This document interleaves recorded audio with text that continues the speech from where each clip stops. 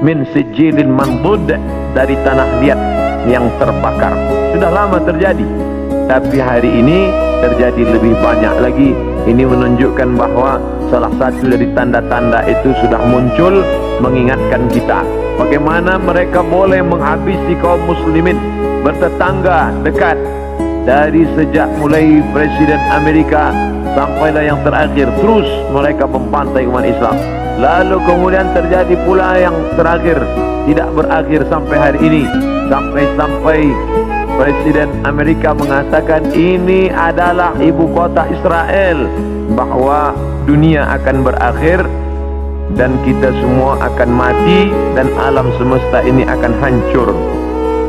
Maka Syekh Muhammad Abduh memulai tafsir Al-Manar tidak dari Al-Fatihah, tapi daripada juzuk 30 Amma Yatasa'alun. Sebab juzuk 30 itu banyak bercerita tentang hari kiamat. Maknanya kalau orang diajak bercerita tentang awal Al-Baqarah, dia bercerita tentang alladzina yuqimuna as-salah wa yu'tuna az-zakah wa yunfiquna mimma. Ini semua cerita tentang ibadah. Bagaimana mungkin orang bercerita paham ingin beribadah kalau dia menyangka bahwa alam ini kekal dan abadi? Oleh sebab itu dalam Islam diajarkan bahwa alam ini akan binasa. Definisi makna alam, ma siwallah, semua yang selain daripada Allah alam. Saya tuan alam semesta, ma siwallah, maka semua akan binasa. Yang kekal abadi hanya Allah Subhanahu wa ta'ala. Bila ada orang mengatakan alam ini kekal, maka bagaimana dengan dosa? Sedangkan kita berpahaman bila saya mati, bila saya ada dosa, maka saya akan diadili di mahkamah Allah Subhanahu wa ta'ala. Selepas itu ada surga, ada neraka. Sedangkan mereka yang berpahaman bahwa alam ini tidak binasa, maka roh itu masuk dari satu tubuh ke tubuh yang lain. Roh saya keluar masuk ke tubuh yang lain. Boleh masuk ke tubuh manusia, jasad manusia, boleh pula jasad haiwan yang dikenali dengan reinkarnasi. Masuk roh dia ke tempat yang lain. Ini di antara pahaman yang meyakini bahwa alam ini tidak berakhir. Maka ada 3 agama yang disebut samawi, sama langit, walaupun sudah mengalami perubahan, tapi ada persamaan kita dengan mereka. Sama-sama percaya Allah, sama-sama percaya ada Rasul Nabi utusan Allah, dan sama-sama bahwa dunia akan kiamat, maka datanglah hari akhirat. Islam, Yahudi, Nasrani, maka mereka disebut dengan samawi kerana ada 3 titik persamaan. Maka bila kita buka Quran juzuk 30 bercerita tentang alam akan berakhir. A'udzubillahi minasyaitonir rajim. Idza as-samaa'u fatarat, ketika langit terbelah. Sekarang ada isu global warming, panas. Mengapa panas dunia ini? Mereka berkata bahwa lapisan yang melindungi kita di atas ozon mengalami penipisan atau bocor. Tapi yang terjadi, kata Allah SWT, idza as-samaa'u fatarat, langit terbelah. Sekarang bila ada batu besar yang akan menimpa kita dari luar, dia tidak akan mungkin sampai ke Kuala Lumpur, sebab dia akan habis kerana ada lapisan yang dibangun Allah, yang dibina. Dalam Al-Quran dikatakan, wa banaina fawqakum sab'an shidada, kami bina di atas itu, ada fawqakum di atas kamu, sab'an 7 lapis, shidada binaan yang kokoh dan kuat. Itulah mengapa kita sampai hari ini aman, tidak ada yang mengganggu dari atas. Dari bawah pula Allah berfirman dalam surat An-Naba juzuk 30 surah yang pertama, wal jibala autada, wal jibal bukit-bukit, autada sebagai pasak, bila tiang khemah tidak mungkin tumbang kerana ada pasak, maka bumi ini pun sama dengan kain yang menutup meja. Inilah kerak bumi bagian atas, dia menutup meja. Sebenarnya dia bergerak. Mengapa dia tidak bergerak? Kerana ada paku-paku yang membuat dia terhunjam ke dalam sehingga dia tidak bergerak liar. Maka paku itu adalah wal jibala autada, bukit-bukit sebagai pakunya. Nanti sampai masanya paku itu akan tercabut. Itulah yang disebut Allah wa takunul jibal kal ihnil manfush. Bukit-bukit tercabut seperti bulu kambing dihembus angin. Bulu kambing dihembus angin, manakala bulu kambing dicukur ingin dibuat menjadi baju kain musim sejuk. Kerana orang Arab mengalami rihlatas syita, musim sejuk, wasaif, musim panas. Sejuk bersangatan, haranya bulu kambing yang boleh membuat tubuh menjadi tahan. Mereka cukur bulu kambing, diletakkan di atas tikar, datang angin kencang berhembus. Fatakunul jibalu kal ihnil manfush. Bila bulu kambing, bila bukit-bukit yang besar itu tercabut seperti bulu kambing, maka bumi pun bergerak dan kita di atasnya pun bergoncang. Itulah yang dikatakan dalam Al-Quran, wa taran nasa sukara. Engkau pandang manusia itu sukara, mabuk. Wa ma hum bisukara. Sebenarnya mereka tidak mabuk. Bila kita tengok ada orang mabuk, dia berjalan bergoncang, begitulah bayangan nanti hari kiamat terjadi. Wa taran nasa sukara, engkau lihat mereka mabuk. Wa ma hum bisukara, sebenarnya bukan mereka itu mabuk. Walakinna azaballahi syadid, tapi azab Allah amat sangat keras, sehingga seakan-akan mereka mabuk. Kerana bumi bergoncang, daun-daun bertiup, dan pokok-pokok kayu tumbang. Idza sama'un fatarat wa idzal kawakibun tafarat. Apa yang ada bintang gemintang seperti tasbih yang diputus, maka berjatuhanlah dia. Wa idzal biharu fujirat. 13 tahun yang lampau tsunami menyerang Aceh, meninggal lebih 200.000 orang. Itu baru satu pantai yang naik ke atas. Bagaimana bila idzal biharu fujirat, semua lautan ini naik ke darat? Kita tahu bahawa alam ini lebih banyak laut daripada darat. Nah, laut ini naik ke atas darat. Wa idzal biharu fujirat wa idzal quburu bu'athirat. Ketika yang dikubur dibangkitkan, alimat nafsun, maka saat itu sadarlah diri, ma qaddamat wa akharat, apa yang sudah dia lakukan. Itulah gambaran dalam Al-Quran, dalam banyak surah. Idza syamsu kuwirat, ketika matahari digulung. Idza sama'un fatarat, kita langit terbelah. Dari mulai surat An-Naba sampai An-Nas, itu kebanyakan bercerita tentang hari kiamat. Maka saya sendiri pernah mengajarkan tafsir surah-surah pendek.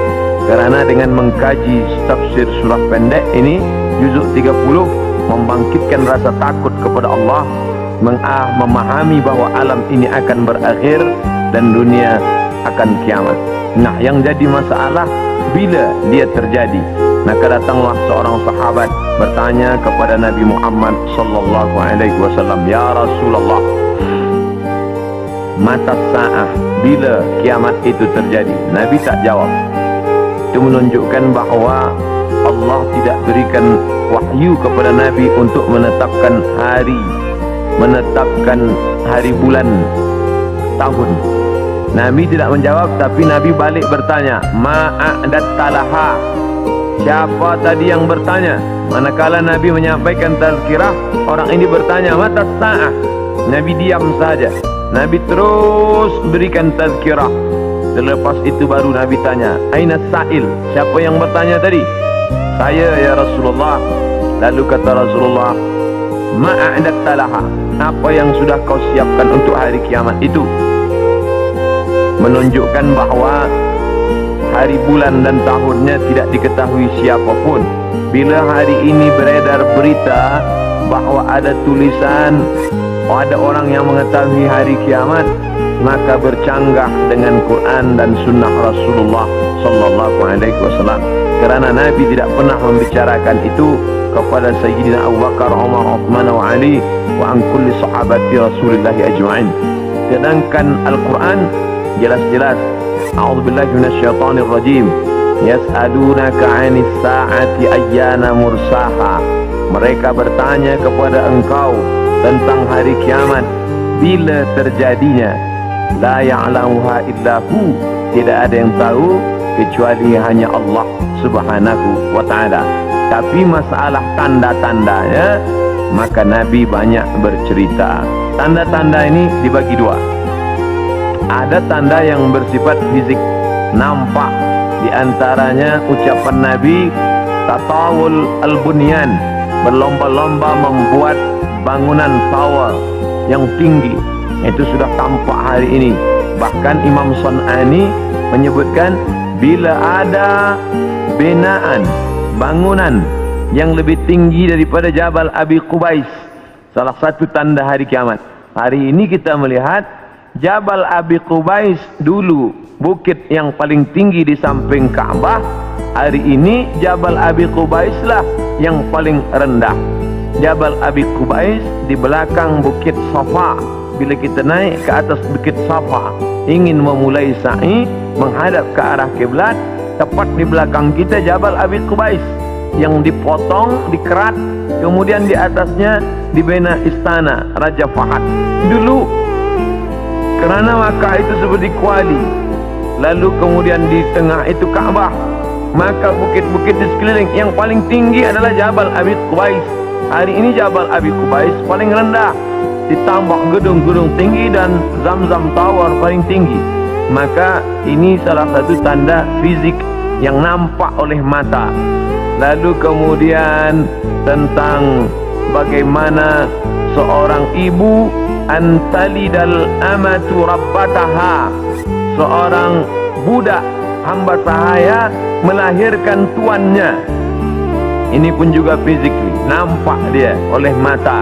Ada dua makna bahawa seorang hamba sahaya melahirkan tuannya. Yang pertama maknanya, ketika umat Islam berkuasa, lalu kemudian dia menguasai suatu kawasan, maka perempuan-perempuan itu menjadi budak, dan budak-budak ini melahirkan anak-anak yang merdeka. Maka maknanya Islam punya kekuasaan yang luas. Akhirnya ibunya budak hamba sahaya, anaknya orang merdeka. Makna pertama. Sedangkan makna yang kedua adalah antaridal amatu rabbataha, maknanya seorang ibu melahirkan anak dan anaknya menderhaka, sehingga seolah-olah ibu menjadi budak dan anak menjadi tuan. Ini pun fisik, nampak dengan nyata.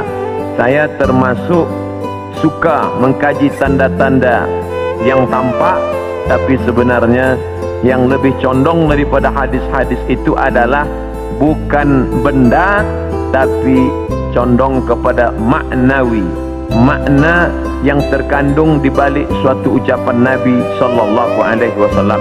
Maka pada kesempatan ini kita akan bahaskan satu daripada banyak hadis diriwayatkan oleh Abdurrahman ibnu Sakhar ad-Dawsi, atau biasa dikenali dengan nama Abu Hurairah radhiyallahu an. Hadis ini ada dalam kitab Sahih Al-Bukhari. Apa kata Nabi? La taqumus sa'ah, hari kiamat tidak akan terjadi hatta hingga yuqbadal ilmu. Yang pertama, dalam hadis ini ada 6 tanda. Ini yang akan kita bahaskan. Yang pertama, yuqbadal ilmu, ilmu dicabut. Innallaha la yaqbidul ilma intiza'an. Allah tidak mencabut ilmu seperti mencabut pokok kayu dengan akarnya sekali. Lalu bagaimana ilmu itu tercabut? Bi mautil ulama, dengan meninggalnya ulama. Ketika Imam Syafi'i meninggal, maka berapa cabang ilmu hilang. Imam Syafi'i alim dalam bahasa Arab, Imam Syafi'i alim dalam tafsir, Imam Syafi'i alim dalam fiqh, Imam Syafi'i alim dalam hadis, bahkan bergelar Nasirus Sunnah. Imam Syafi'i yang pertama kali menyusun usul fiqh, lalu kemudian ketika meninggal masih ada digantikan oleh murid-muridnya, Al-Muzani, Al-Buaiti, Rabi' Al-Muradi. Tapi kemudian makin ke bawah, maka hilanglah ilmu, maka yang muncul orang jahil yang kemudian dianggap sebagai orang berilmu. Wal'iyadzubillah, na'udzubillah. Maka saya pribadi tak pernah berkata menurut paham saya, menurut pendapat saya, kerana saya takut tergolong dalam orang yang disebut Nabi al-juhala, orang jahil tapi seperti berilmu. Zahirnya orang menyangka berilmu padahal tidak. Maka selalu saya mengambil pendapat ulama. Menurut pendapat Imam Syafi'i, menurut pendapat Imam An-Nawawi, menurut pendapat Ibnu Hajar Al-Asqalani, menurut Imam Az-Zahabi, menurut Imam Jalaluddin Abdul Rahman As-Suyuti, untuk menyelamatkan diri daripada juhala. Na'udzubillah. Maka nanti kata Nabi SAW, sebelum hari kiamat bermunculanlah juhala kerana pandai berbicara, kerana berpakaian ulama. Al-juhala yalbisuna libasal ulama, orang jahil tapi memakai pakaian ulama, pandai berbicara, lalu orang menyangka dia alim, padahal dia tak lebih daripada orang dhalla wa adalla, sesat dan menyesatkan. Sebenarnya kiamatnya sudah terjadi pada isinya, tapi alamnya belum kiamat besar. Maka kata ucapan Nabi SAW dalam suatu hadis, idza wussidal amru ila ghairi ahlihi, bila diberikan suatu perkara bukan kepada ahlinya, bukan kepada orang yang faham, fantaziris sa'ah, maka tunggulah kiamat. Makna kiamat di situ bukan kiamat alam semesta, tapi kiamat isinya. Bila pembinaan masjid ini diberikan kepada orang yang tidak pakar, tidak memiliki kepakaran pada bidang itu, fantaziris sa'ah, maka tunggulah saat kiamat, hari kiamat. Mana kiamat di situ bukanlah kiamat alamnya, tapi isinya sudah kiamat. Begitu juga dengan ucapan Nabi tentang masalah idza waqa'a ala ahadikumul qiyamah, bila terjadi kiamat pada salah seorang kamu, wa fi yadihi fasilah, di tangannya ada anak korma, falyagrisha, tanamlah, kerana dia akan menanam itu, lalu kemudian dia mati. Bagaimana mungkin kiamat terjadi pada satu orang? Maka makna kiamat dalam hadis ini, alamnya tidak kiamat, tapi orang itu mengalami kiamat, maknanya mati dia. Na'udzubillah. Oleh sebab itu maka bahwa kiamat sudah terjadi pada isinya, ya, kerana banyaknya orang jahil. Oleh sebab itu alhamdulillah kita di Malaysia masih ada para ulama, masih ada para mufti, masih ada para habaib. Maka kita datang ke majlis-majlis mereka, hindari majlis-majlis orang-orang jahil yang tidak diketahui sanad ilmunya, yang tidak diketahui dapat dari mana, bahkan mendakwa mendapat dari mimpi. Langsung berjumpa dengan Syekh Abdul Qadir Al-Jilani, langsung saja terus mendapatkan zikir talqin dari Rasulullah SAW tanpa bersanad, tanpa berguru. Padahal para imam mengajarkan kita ada namanya sanad. Al-isnad minad din, sanad itu bahagian dari agama. Laulal isnad, kalaulah bukan kerana sanad, laqala man sya'a ma sya'a, maka orang mudah saja berkata sesuai kehendak hawa nafsunya. Begitu kata Imam Abdullah ibn al-Mubarak, salah seorang ulama hadis yang amat sangat tinggi ilmunya. Maka Imam Bukhari bersanad sampai ke Nabi Muhammad sallallahu alaihi wasallam. Imam Bukhari mendapatkan hadis itu dari gurunya, namanya Abdullah ibnu Maslamah. Abdullah ibnu Maslamah mendapatkan dari gurunya, namanya Malik bin Anas. Malik bin Anas mendapatkan dari gurunya, namanya Abu Zinad. Abu Zinad mendapatkan dari gurunya, namanya Al-A'raj. Al-A'raj mendapatkan dari gurunya, namanya Abu Hurairah. Abu Hurairah mendapatkan dari gurunya, namanya Sayyidina wa Maulana Muhammad sallallahu alaihi wasallam. Dan di antara sanad itu mesti diteliti pula, orang ini mestilah adil. Makna adil menjauhi dosa besar, menghindari dosa kecil. Lawan daripada kata adil adalah fasik. Wallahu la yahdil qaumal fasiqin. Allah tak berikan hidayah kepada orang yang fasik. Adapun orang yang adil tapi dia tidak dhabit, tidak kuat ingatannya, maka dia juga tidak layak diambil ilmu daripadanya. Oleh sebab itu apa kata Imam Malik bin Anas, guru Imam Syafi'i? Makamnya di Baqi di samping Masjid Nabawi, meninggal tahun 179 Hijrah. Aku berjumpa dengan 70 orang di dalam masjid ini, maksudnya Masjid Nabawi di Madinah. Andai aku minta satu di antara mereka berdoa, maka turun hujan, saking makbulnya doa mereka. Tapi tidak aku ambil hadis satu pun dari ke-70 orang itu. 70 orang zuhud, ahli ibadah, abid, banyak ibadahnya, kabul doanya. Andai ku minta satu orang berdoa, turun hujan, begitulah kabulnya. Tapi aku tidak mengambil ilmu dari mereka kerana tidak dhabit, kuat ingatannya. Begitulah ulama menapis supaya jangan sampai mengambil ilmu daripada orang jahil. Kerana di antara tanda kiamat adalah yuqbadul ilmu, bahwa ilmu dicabut Allah Subhanahu wa ta'ala. Maka bila kita masih ada kajian-kajian khas tafsir, khas fiqh, khas usul fiqh, khas hadis, maka kita hadir, kita dengarkan, kita pahami, kita rakamkan, kita share, maka dia bagian dari dakwah. Tapi bila itu sudah tampak banyak menebar, sebenarnya salah satu daripada tanda hari kiamat.